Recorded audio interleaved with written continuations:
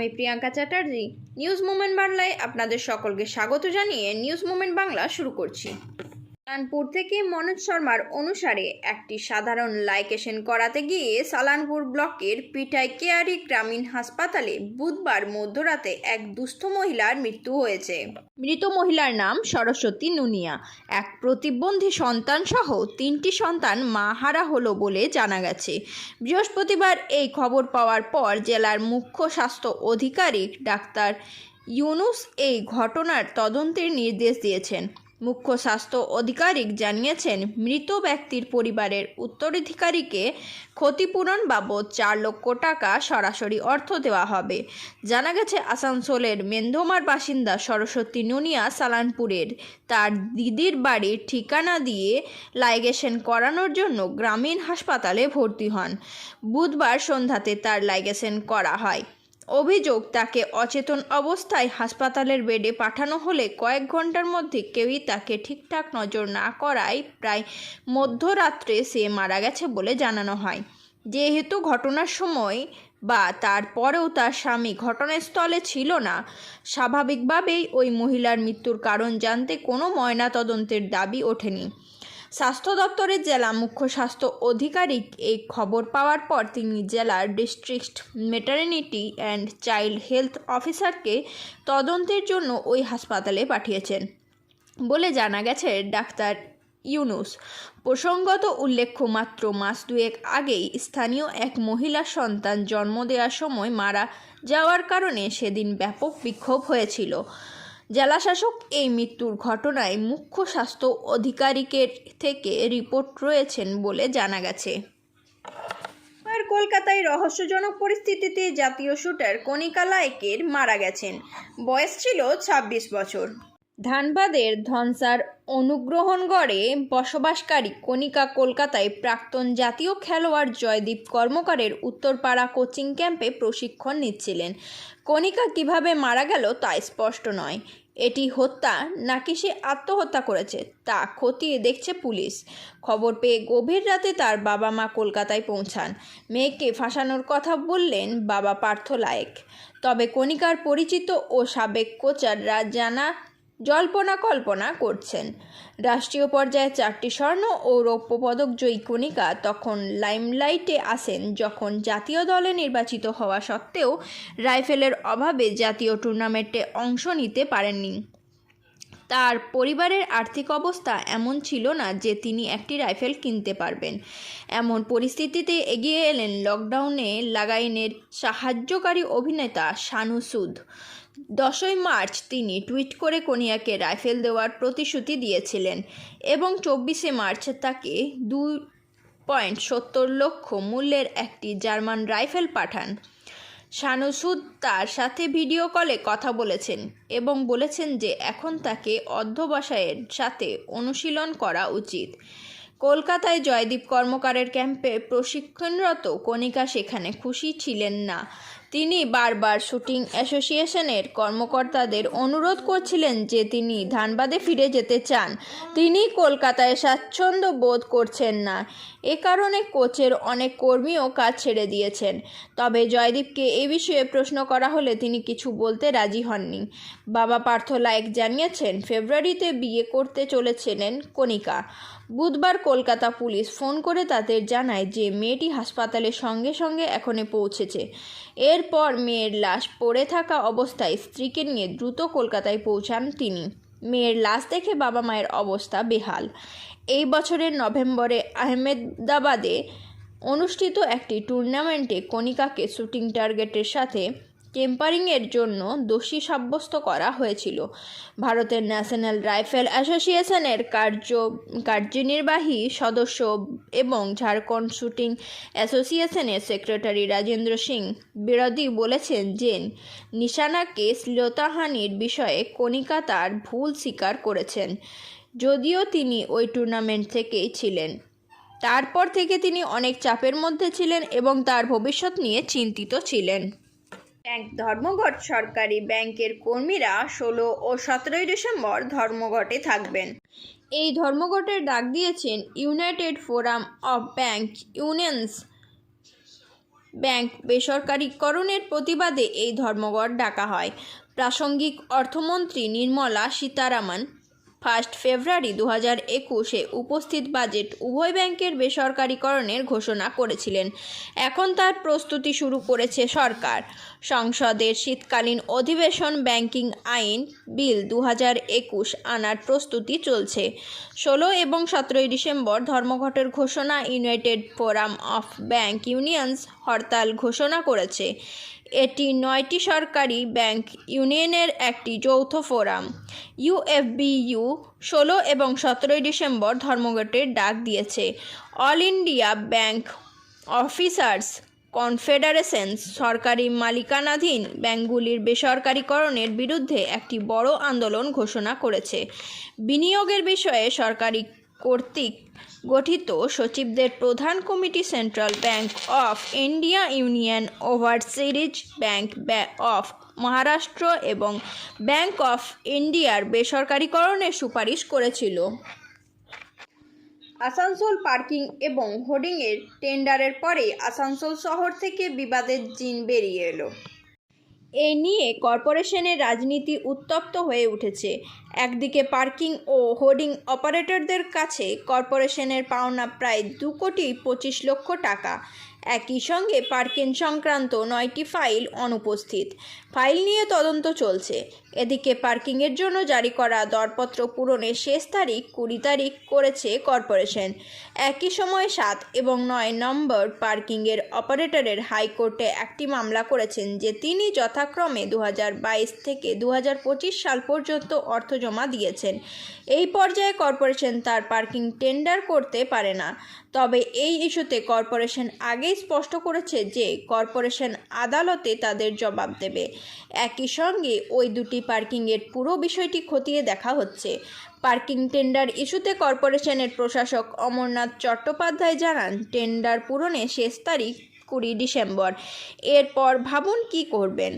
আসানসোলের জনগণের জন্য পার্কিং কি বিনামূল্যে করা হবে নাকি পুরোপুরি সাফ করা হবে? তিনি এ বিষয়ে মন্ত্রীর সঙ্গে কথা বলবেন এবং মন্ত্রী যদি চান যে পার্কিং চলবে না তাহলে কর্পোরেশনও তাই করবে। মন্ত্রী যদি পার্কিং সরিয়ে আসানসোলের বাসিন্দাদের উপহার দিতে চান তাহলে তার নির্দেশ অনুযায়ী কাজ করবে নিগম। দুয়ারে সরকারি ক্যাম্প 2রা জানুয়ারি থেকে 10 জানুয়ারি এবং 20 জানুয়ারি থেকে 30 জানুয়ারি পর্যন্ত অনুষ্ঠিত হবে। মুখ্যমন্ত্রী মমতা বন্দ্যোপাধ্যায় বলেছিলেন যে দুয়ারে সরকার ক্যাম্পে 2 জানুয়ারি থেকে 10 জানুয়ারি থেকে একটি সরকারি ক্যাম্প অনুষ্ঠিত হবে। তারপরে মকর উৎসবের পরে 20 জানুয়ারি থেকে 30 জানুয়ারি পর্যন্ত ক্যাম্প চলবে। এই জন্য স্থানীয় পর্যায়ে প্রস্তুতি শুরু হয়েছে। আসানসোল মিউনিসিপ্যাল কর্পোরেশনের মিউনিসিপ্যাল কমিশনার নিতিন সিংহানিয়া সভাপতিত্বে সমস্ত বড়রা ইঞ্জিনিয়ারদের নিয়ে একটি সভা অনুষ্ঠিত হয়েছিল। প্রথম পর্যায়ে এই শিবিরগুলি 2 থেকে 10 জানুয়ারি এবং দ্বিতীয় পর্যায়ে জানুয়ারি থেকে অনুষ্ঠিত হবে 20 থেকে 30। এই শিবিরগুলিতে 19টি সরকারি প্রকল্পের সুবিধা সরাসরি জনসাধারণের কাছে পৌঁছে যাবে। এই প্রকল্পের মাধ্যমে লক্ষ্মী ভাণ্ডার, স্বাস্থ্য সহযোগী সহ বিভিন্ন সরকারি কল্যাণমূলক প্রকল্পের সুবিধা প্রদান করা হবে। যারা এখনও পর্যন্ত লক্ষ্মী ভাণ্ডারের সুবিধা পাননি তারাই সরকারি প্রকল্পের সুবিধা পাবেন। এই ক্যাম্পে করোনার টিকাও দেওয়া হবে আবেদনকারীরা যারা আগের ক্যাম্পে স্কিমের সুবিধা পাননি। মুখ্যমন্ত্রী মমতা বন্দ্যোপাধ্যায় প্রশাসনকে মানুষের ঘরে তুলতে দুয়ারে সরকার নামে একটি প্রকল্প শুরু করেছেন। এর আওতায় প্রশাসনের পরিকল্পনার সুবিধা নিতে সাধারণ মানুষকে আর প্রশাসনিক দপ্তরের মানুষকে ঘোরাঘুরি করতে হবে না। কয়েক মাস আগে রাজ্য সহ পশ্চিম বর্ধমান জেলার বিভিন্ন এলাকায় সরকারি ক্যাম্প স্থাপন করেছিল। সেসব ক্যাম্পের সাফল্য দেখে আবারও সরকারি ক্যাম্প বসানো হচ্ছে।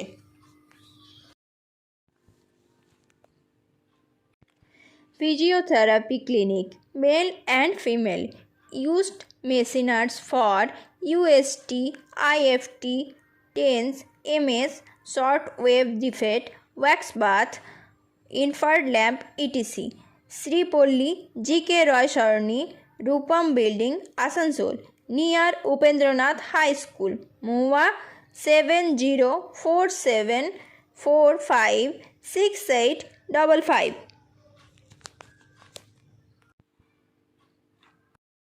এএমসি এর 104 নম্বর ওয়ার্ডের কলোনি মোড়ের কাছে নির্বিচারে গাছ কাটা হচ্ছে। কুলটি পুলিশের সাক্তরিয়া ফাঁড়ির অধীনে 104 নম্বর স্টেশন ওয়ার্ডের কলোনি মোড়ের কাছে নির্বিচারে চলছে গাছ কাটা। তথ্যমতে সাক্তরিয়া ফাঁড়ি এলাকার কলোনি মোড়ের কাছে ইসিএল এর জমি থেকে একটি বিশালাকার গাছ কাটা হচ্ছে। এই জায়গায় ইসিএল বাংলো ছিল। ভূমিধসের কারণে ক্ষতিগ্রস্ত হয়ে এই জমিটি এখন খালি পড়ে আছে। এই জমিতে বছরের পর বছর ধরে গাছটি দাঁড়িয়েছিল। এই প্রসঙ্গে কুলটি ব্লক কংগ্রেস সেবা দলের মুখ্য সংগঠন মনীষ বর্ণওয়াল এলাকায় গাছ কাটাকে সম্পূর্ণ অন্যায় কাজ বলে অভিহিত করেছেন। ইসিএল এর জমি থেকে গাছ কাটার তথ্য ইসিএল এর কর্মকর্তাদের দেওয়া হয়েছে বলে জানান ডক্টর, কিন্তু ইসিএল ব্যবস্থাপন পক্ষ থেকে কোনো ব্যবস্থা নেওয়া হয়নি। তিনি জানান সাক্তরিয়া পাশেই ছিঁড়ে গেছে, কিন্তু স্থানীয় পুলিশ প্রশাসনও এই ব্যাপারে নীরব। তিনি বললেন, এভাবে গাছ কাটায় স্থানীয় পুলিশ প্রশাসন ও ইসিএল এর কর্মকর্তাদের যোগসাজশ রয়েছে বলে সাধারণ মানুষের কাছে স্পষ্ট বার্তা যাচ্ছে। এই প্রসঙ্গে ইসিএল এর নিরাপত্তা বিভাগের নিরাপত্তা কর্মকর্তা শৈলেন্দ্র সিং বলেন, এটা আমাদের এখতিয়ারে আসে না, বরং এটা জেনারেল ম্যানেজার সিভিল ইসিএল এর কাজ। এ ব্যাপারে আমরা কিছুই জানি না। Angel Vidya Mandir, a sure way to success. We provide class 8 to 10, 11 to 12, science, arts, commerce, Bengali, English, graduation, honors and program, computer science plus application, economics, Sanskrit, Pol Science, philosophy, BCom.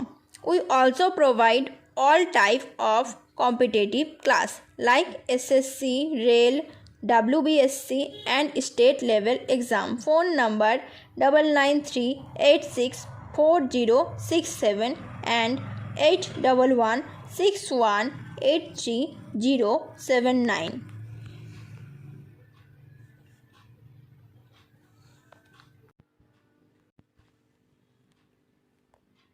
আয়কর শিল্পাঞ্চলের বিভিন্ন স্থানে শিল্প প্রতিষ্ঠানে আয়কর অভিযানের খবর পাওয়া গেছে। আয়কর সংক্রান্ত পদক্ষেপের পর আলোড়ন সৃষ্টি হয়েছে। শিল্পাঞ্চলের বরাকর, রানীগঞ্জ, আসানসোল এবং জামুরিয়ার বিভিন্ন ব্যবসায়ীদের জন্য সকাল থেকে আয়কর আধিকারিকদের একটি দল এখানে পৌঁছেছে। আয়কর কর্মকর্তারা বিভিন্ন নথি জব্দ করে তদন্ত শুরু করেছেন বলে জানা গেছে। ব্যবস্থাপনার লোকজন ও কর্মীদের মোবাইল ইত্যাদি নেওয়া হয়েছে। তদন্ত কয়েক ঘন্টা স্থায়ী হবে বলে আশা করা হচ্ছে।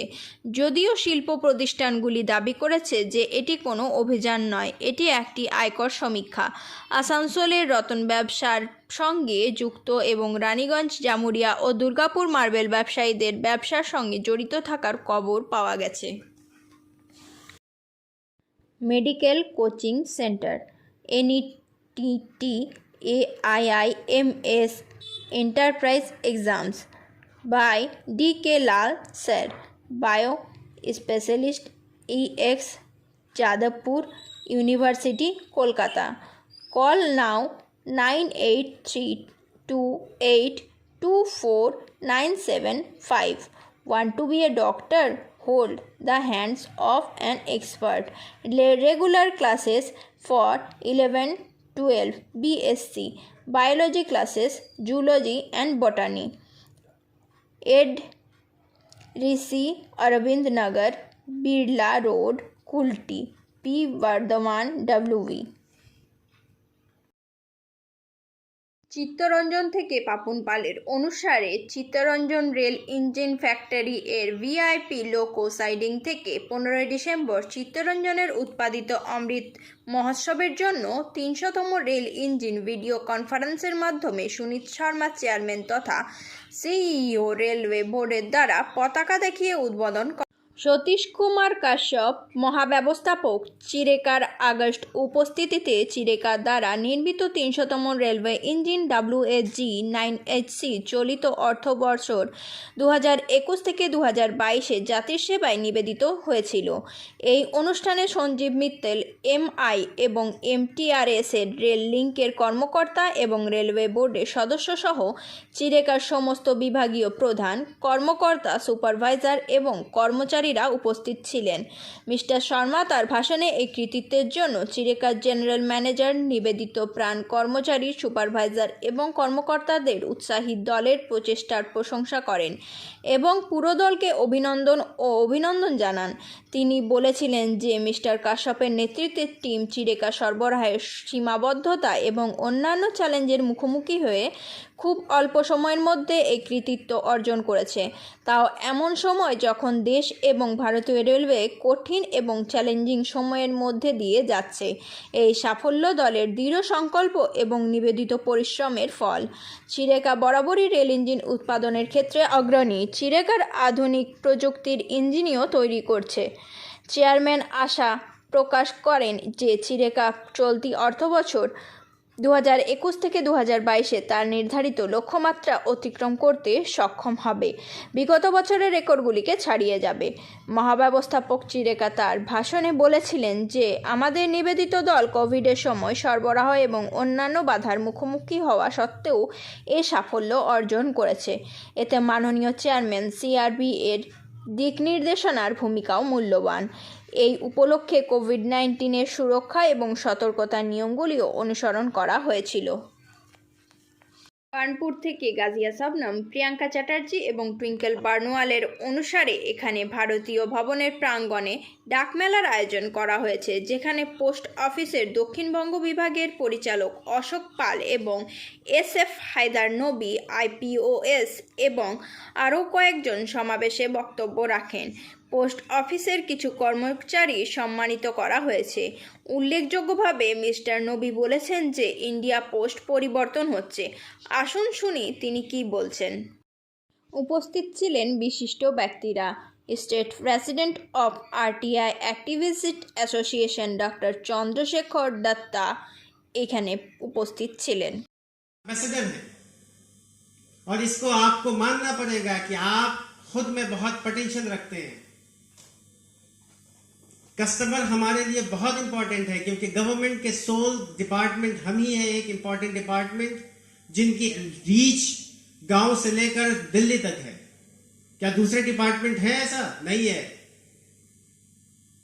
हम कहीं ना कहीं हर एक इंडिविजुअल को लाइफ को टच करते हैं, या तो उसे बैंकिंग सेक्टर में इनरोल करते हैं या इंश्योरेंस में इनरोल करते हैं, उनके आर्टिकल्स को हम लोग पोस्ट करते हैं, या फिर उनको आधार देते हैं, पासपोर्ट की सेवा देते हैं। हम क्या नहीं करते हैं? जैक ऑफ ऑल ट्रेड हमें कहा जाता है। तो आपको ये बात समझनी पड़ेगी कि इंडिया पोस्ट अब बदल रहा है। नए भारत, नए देश के साथ नया इंडिया पोस्ट भी अब है, जिसका मकसद और सिर्फ एक ही मकसद होगा, पब्लिक को बेस्ट सर्विस देना। हमें बताना कि हम किस लिए यहां पर मौजूद हैं आपके पास। और उसके लिए एक इंडिविजुअल काम नहीं करता, उसके लिए पूरी टीम काम करती है। एक दूसरे को सपोर्ट करते हैं हम लोग, एक दूसरे के लिए हम लोग खड़े रहते हैं।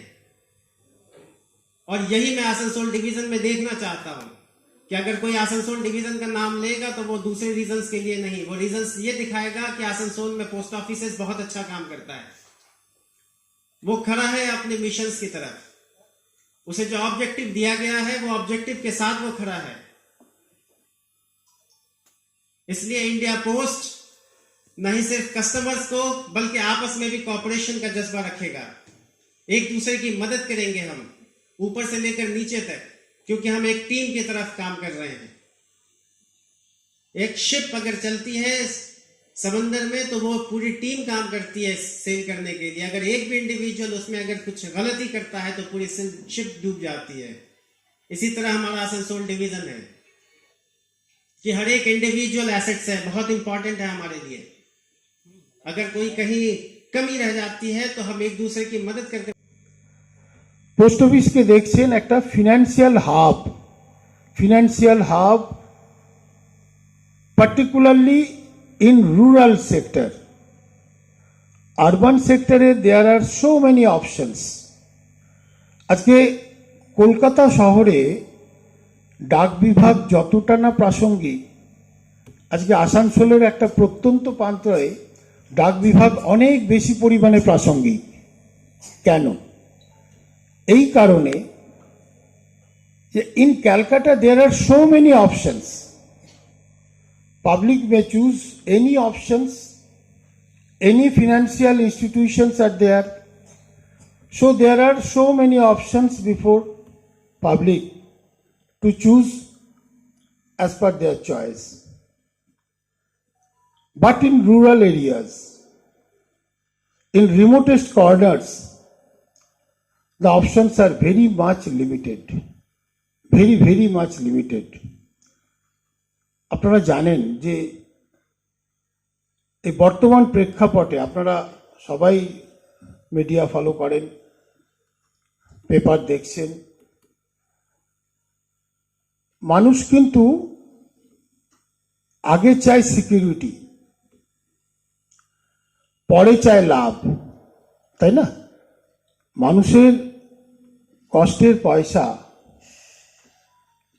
তারা এমন এক কোনো জায়গাতে রাখতে চায় যে জায়গাটা হচ্ছে তাদের পক্ষে সিকিউরড, মানে তাদের গ্যারেন্টি আছে। তারা কোনো ভুইফোড় সংস্থা যাদের কোনো গ্যারেন্টি নেই সেখানে। News moment Bangla. For more details advertisement contact number 9563830285, 7001967279, 8617659448, 9064082784, 9641070758। Update. একজন সম্পূর্ণ টিকাপ্রাপ্ত মহিলা যার কোনো ভ্রমণ ইতিহাস পরীক্ষা করা হয়নি গুজরাটে মেহসানা জেলায় নতুন করোনা ভাইরাস রূপের জন্য ইতিবাচক। মেহসানার মুখ্য জেলা স্বাস্থ্য আধিকারিক ডক্টর বিষ্ণু প্যাটেলের মতে মহিলাটি উপসর্গহীন এবং স্থিতিশীল। আজ এর আগে দিল্লির স্বাস্থ্যমন্ত্রী সত্যেন্দ্র জৈন বলেছিলেন যে ভারতীয় রাজধানীতে ওমিক্রনের আরও 4টি কেস শনাক্ত করা হয়েছে, শহরের সংখ্যা 10-এ নিয়ে এসছে। জৈন বলেছেন যে বর্তমানে 40 জন লোক রয়েছে যাদের বৈকল্পিক সন্দেহজনক কেস লোকনায়কের কাছে ভর্তি করা হয়েছে হাসপাতাল, যাদের মধ্যে 34 জন কোভিড-19 পজিটিভ। এখনও পর্যন্ত কোনো ক্ষেত্রেই কোনো গুরুতর লক্ষণ দেখা যায়নি বলে তিনি বলেছেন। এদিকে ভারতে বৃহস্পতিবার 7,974টি কোভিড-19 কেস এবং 343 জন মারা গেছে। 7,948 পুনরুদ্ধারের সাথে দেশে সক্রিয় মামলা 87,245-এ দাঁড়িয়েছে। Biofina. Drink healthy, stay healthy. Prevention is better than cure. Always cover your mouth and nose while sneezing. Wash your hands regularly. Use sanitizer. Avoid contact with others. Wear mask. Avoid social gathering. Don't touch your eyes and mouth frequently. Issued in public interest by Biofina. Drink healthy, stay healthy. For trade inquiry, mail care@rkmgroup.in. Contact toll-free number 1800258707. পর্যটন কেন্দ্রের নৌকাঘাটে বড় নৌকা এবং speed বোটের শুভ উদ্বোধন করলেন বিধায়ক বিধান উপাধ্যায়। সালানপুর মাইথন রাজ্যের অন্যতম এক সুন্দর পর্যটন কেন্দ্র, আর এই সৌন্দর্য দেখতে পাওয়া যায় নৌকা বিহারে। তাই নিজেদের স্বনির্ভর করতে এবং নৌকা বিহারকে আরও সুন্দর করতে এবার থার্ডাইক তালতলা নৌকাঘাটে 6টি গোষ্ঠী দ্বারা ব্যাংক থেকে প্রায় 9 লক্ষ টাকা ঋণ নিয়ে নতুন একটি বড় নৌকা, যাতে একসঙ্গে 30 জন যাত্রী নৌকা চড়ে ভ্রমণ করতে পারবে। তাছাড়া 6 সিটের একটি স্পিড বোট কলকাতা থেকে ক্রয় করা হয় ও 86টি পুরানো নৌকা রং ও বিভিন্ন কাজ করে সংস্কার করা হয়। বৃহস্পতিবার সেই ঘাটে গিয়ে ফিতে কেটে বড় নৌকা স্পিড বোটের শুভ উদ্বোধন করেন বারাবণীর বিধায়ক তথা জেলা তৃণমূল কংগ্রেস সভাপতি বিধান উপাধ্যায়। তার সঙ্গে উপস্থিত ছিলেন জেলা পরিষদের কর্মদক্ষ মোহাম্মদ আরমান, সালানপুরের পঞ্চায়েত সমিতির সভাপতি ফাল্গুনী কর্মকার ঘাসি সহ সভাপতি বিদ্যুৎ মিশ্র, দেন্দুয়া গ্রাম পঞ্চায়েতের প্রধান শিমুলা মারান্ডি, উপপ্রধান রঞ্জন দত্ত। এই প্রসঙ্গে বিধায়ক বিধান উপাধ্যায় বলেন, মাইথনের অন্যতম সৌন্দর্য স্থান হচ্ছে তালতলা নৌকাঘাট। এদের উদ্যোগকে ধন্যবাদ জানায়। এত সুন্দরভাবে নৌকাঘাটকে সাজিয়ে রেখেছে। তাছাড়া ব্যাংক থেকে ঋণ নিয়ে তারা বড় নৌকা ও স্পিডবোটের ব্যবস্থা করেছে। এর থেকে তাদের সবার অর্থ উপার্জন হবে এবং মাইথনের সৌন্দর্য আরও বৃদ্ধি পাবে। এই নিয়ে নৌকা চালক সাবির আনসারি জানান যে রিভার, আর্থ, স্কাই, স্টার, ল্যান্ড ও মুন এই 6টি গোষ্ঠী মিলে গ্রামীণ ব্যাংক থেকে প্রায় 9 লক্ষ টাকা ঋণ নিয়ে একটি বড় নৌকা এবং একটি স্পিডবোট কেনা হয়। পাশাপাশি পুরনো 86টি নৌকা সংস্কার করা হয়। এই উদ্যোগের কারণে নৌকার উপর ভরসা করে আমরা পরিবার চালনা করি। নতুন করে তালতলা নৌকাঘাটের সৌন্দর্য বাড়াতে সবাই মিলে আমরা সিদ্ধান্ত নিয়েছি কিছু আলাদা একটু করার, যাতে মাইথনের পর্যটনরা এলে অন্তত একবার নৌকায় ভ্রমণ করে। তাছাড়া এদিন উদ্বোধন অনুষ্ঠানে উপস্থিত ছিলেন তৃণমূল কংগ্রেসের নেতা মনোজ তিওয়ারি, মবিন খান, কাঞ্চন লাহা, বিমল গড়াই সহ সমস্ত নৌকা চালকরা। লাভ yourself first because that's who you will be spending the rest of your life with. প্রথমে নিজেকে ভালোবাসুন, কারণ আপনি যার সাথে আপনার বাকি জীবন কাটাবেন। Thank you for watching our video. If like it, then please share, subscribe the video. Don't forget to push the bell icon for further notification.